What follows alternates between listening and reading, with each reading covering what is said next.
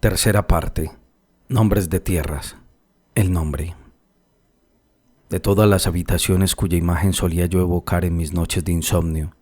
ninguna distaba más en parecido de las habitaciones de Combray, espolvoreadas con una atmósfera granulosa, polinizada, comestible y devota,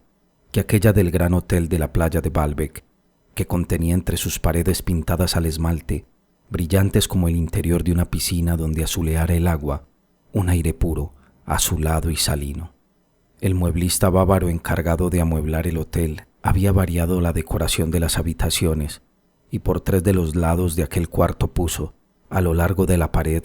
estanterías bajas rematadas con vitrinas de cristales en los cuales, según el sitio que ocuparan y por un efecto imprevisto, se reflejaba este o aquel cuadro fugitivo del mar, desarrollando así un friso de claras marinas, interrumpido únicamente por los listones de la armadura de madera. Así que el cuarto parecía uno de esos dormitorios que se presentan en las exposiciones Modern Style de mobiliario, adornados con obras de arte que se supone alegrarán la vista de la persona que allí duerma y que tienen por asunto temas en consonancia con el estilo en donde esté la habitación. Pero también tenía muy poco parecido con el Baalbek de verdad, aquel que yo me imaginaba los días de tempestad, cuando hacía un aire tan fuerte que Francisca, al llevarme a jugar a los Campos Elíseos, me decía que no me acercara mucho a las paredes para que no me cayera una teja en la cabeza, mientras que gimoteaba, hablando de los siniestros y naufragios que contaban los periódicos. Mi más ardiente deseo era ver una tempestad en el mar, y más que como un espectáculo hermoso, como un momento de revelación de la vida real de la naturaleza. Mejor dicho, es que para mí no eran espectáculos hermosos más que los que yo sabía que no estaban preparados artificialmente para placer mío, sino que eran necesarios e inmutables, la belleza de los paisajes o de las obras de arte. Las cosas que me inspiraban curiosidad y avidez eran las que consideraba yo como más verdaderas que mi propio ser, las que tenían valor por mostrarme algo del pensamiento de un gran genio, de la fuerza o la gracia de la naturaleza, tal como se manifiesta entregada a sí misma, sin intervención humana. Lo mismo que no nos consolaríamos de la muerte de nuestra madre oyendo su voz reproducida aisladamente en un gramófono, igual una tempestad reproducida mecánicamente me habría dejado tan frío como las fuentes luminosas de la exposición. Quería yo también, para que la tempestad fuera de verdad en todos sus puntos, que la costa fuera natural y no un dique creado recientemente por buenos oficios del ayuntamiento. Y es que la naturaleza, por los sentimientos que en mí despertaba, me parecía la cosa más opuesta a las producciones mecánicas de los hombres. Cuando menos marcada estuviera por la mano del hombre, mayor espacio ofrecía la expansión de mi corazón. Y yo había conservado en la memoria el nombre de Baalbek, que nos citó Legradan como el de una playa cercana a esas costas famosas por tantos naufragios y que durante 6 meses del año están envueltas en la mortaja de las nieblas y la espuma de las olas. Al andar por allí se siente, decía Legradan, aún más que el mismo Finisterre, aunque ahora haya hoteles superpuestos a aquel suelo sin que modifiquen lo más mínimo la antigua osamenta de la tierra, el verdadero final de la tierra francesa, europea, de la tierra de los antiguos. Es el último campamento de pescadores de esos como los que vivieron desde que el mundo existe, cara a cara del reino eterno de las nieblas marinas y de las sombras. Un día que yo hablé de Baalbek delante de Swann, para averiguar si, en efecto, desde aquel sitio era desde donde mejor se veían las grandes tempestades, me dijo: «Ya lo creo que conozco a Baalbek. Tiene una iglesia del siglo XII y el XIII, medio románica, que es el ejemplo más curioso del gótico normando, tan rara que parece una cosa persa. Y me dio una gran alegría ver que aquellos lugares, que hasta entonces me parecían tan solo naturaleza inmemorial, contemporánea de los grandes fenómenos geológicos y tan aparte de la historia humana como el océano o la Osa Mayor, con sus pescadores salvajes, para los cuales, como para las ballenas, no había habido edad media, entraban de pronto en la serie de los siglos y conocían la época románica, y enterarme de que el gótico trébol fue también a exornar aquellas rocas salvajes a la hora de vida, como esas frágiles y vigorosas plantas que en la primavera salpican la nieve de las regiones polares. Y si el gótico prestaba a aquellos hombres y lugares una determinación que antes no tenían, también seres y tierras conferían, en cambio, al gótico una concreción de que carecía antes. Hacía por representarme cómo fue la vida de aquellos pescadores, los tímidos e insospechados ensayos de relaciones sociales que intentaron durante la Edad Media, allí, apretados en un lugar de la costa infernal, al pie de los acantilados de la muerte, y parecíame el gótico cosa más viva, porque, separado de las ciudades, donde siempre le imaginaba hasta entonces, érame dado ver cómo podía brotar y florecer, como caso particular, entre rocas salvajes, en la finura de una torre. Me llevaron a ver reproducciones de las esculturas más famosas de Baalbek, los apóstoles encrespados y chatos, la Virgen del Pórtico, y me quedé sin aliento de alegría al pensar que iba a poder verlos modelarse en relieve sobre el fondo de la bruma eterna y salada. Entonces, en las noches tempestuosas y tibias de febrero, el viento, que soplaba en mi corazón y estremecía con idénticas sacudidas la chimenea de mi cuarto y el proyecto de un viaje a Baalbek, juntaba en mi pecho el anhelo de la arquitectura gótica y el de una tempestad en el mar. Al día siguiente me habría gustado coger aquel hermoso y generoso tren de la 1:22, y cuando veía anunciada su hora de salida en los carteles de viajes circulares de la compañía de ferrocarriles, me palpitaba el corazón con más fuerza. Esa hora parecíame que abría en la tarde una deliciosa brecha, una señal misteriosa, indicadora de que, de allí en adelante, las horas tomaban un nuevo rumbo y seguían llevándonos, sí, a la noche y a la mañana del día siguiente, pero noche y mañana que no ocurrirían en París, sino en uno de aquellos pueblos por donde pasaba el tren, el que nosotros quisiéramos escoger, porque paraba en Bayeux, Coutances, Vitré, Questumber, Pontorson, Baalbek, Lannion, Lamballe, Benaudet, Punaven y Quimperlé. E iba avanzando con esa magnífica carga de nombres que me ofrecía y de los cuales no sabía yo elegir porque me era imposible sacrificar ninguno, sin esperar siquiera que el tren,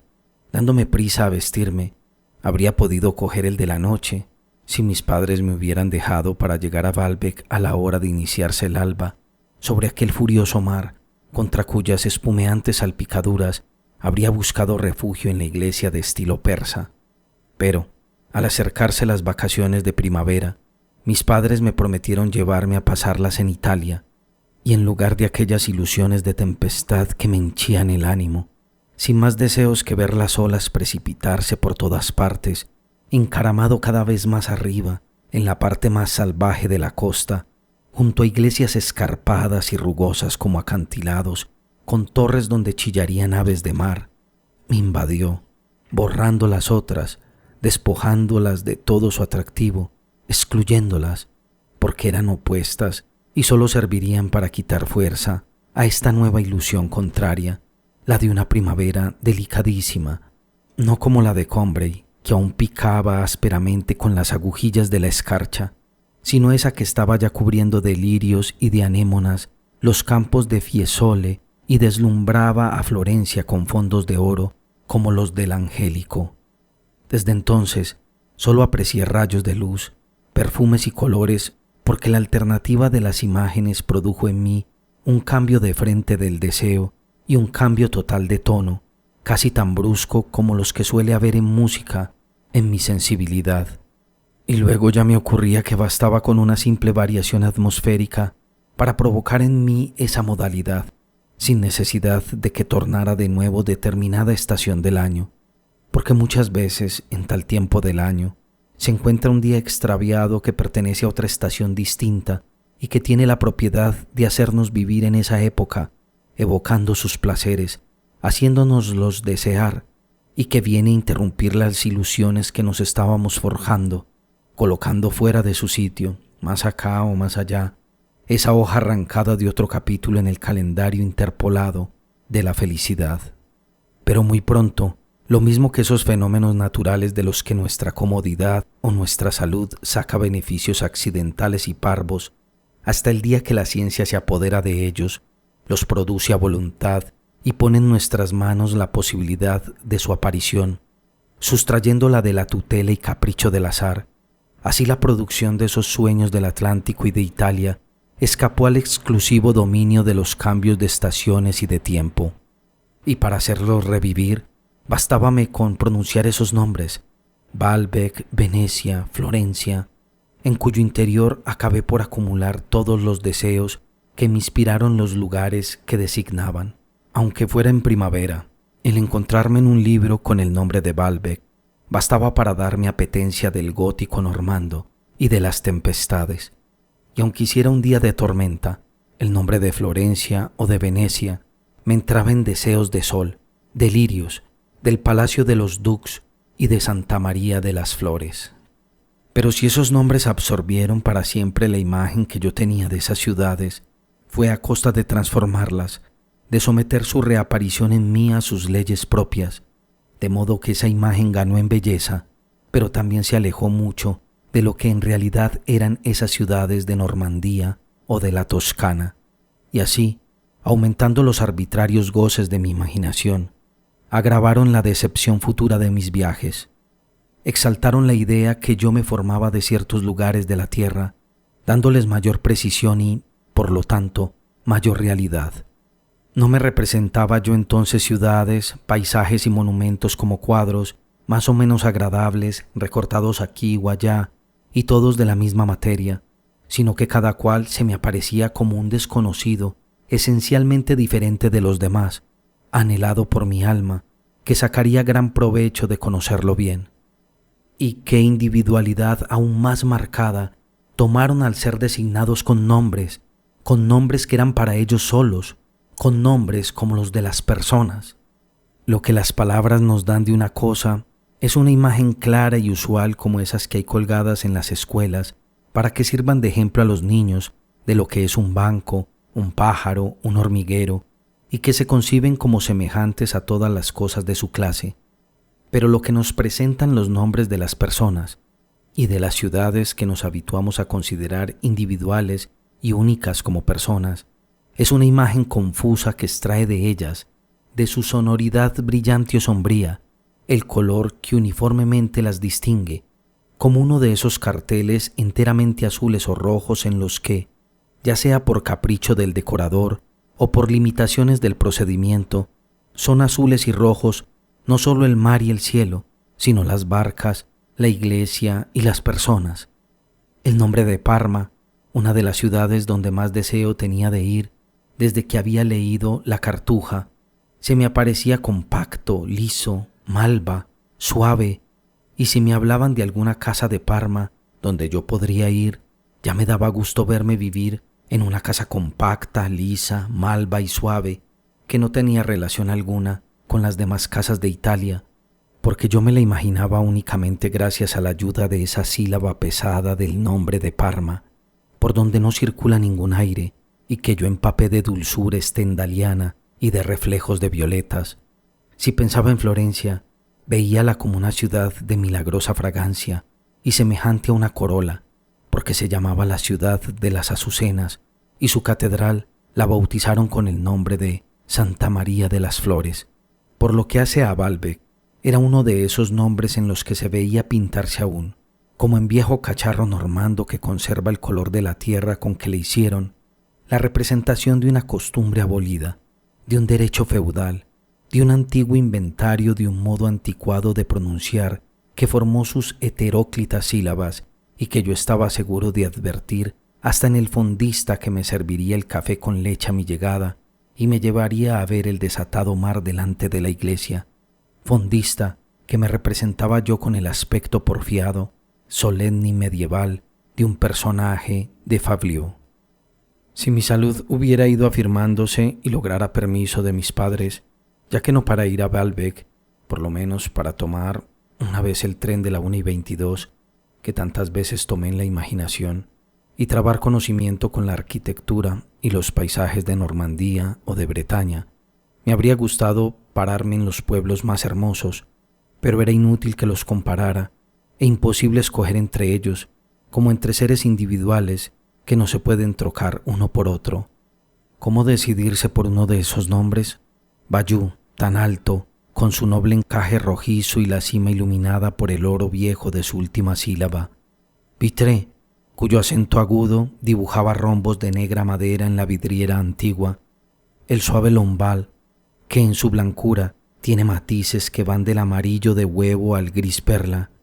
Coutances, catedral normanda, coronada con una torre de manteca por su diptongo final, grasiento y amarillo. Lennion, silencio pueblerino, roto por el ruido de la galera escoltada de moscas. Questumber, puto ronzún, sencillotes irrisibles, plumas blancas, picos amarillos diseminados en el camino de aquellas tierras fluviátiles y poéticas. Benudé, nombre aguantado por una leve amarra que parece que se le va a llevar el río entre sus algas. Punaven, revuelo blanco y rosa del ala de un leve sombrero que se refleja temblando en las aguas verdinosas del canal. Quimperlé, muy bien amarrado, que está desde la Edad Media entre arroyuelos, todo murmurante, de color perla como esa grisalla que dibujan, a través de las telas de araña y de las vidrieras, los rayos del sol convertidos en enmohecidas puntas de plata parda.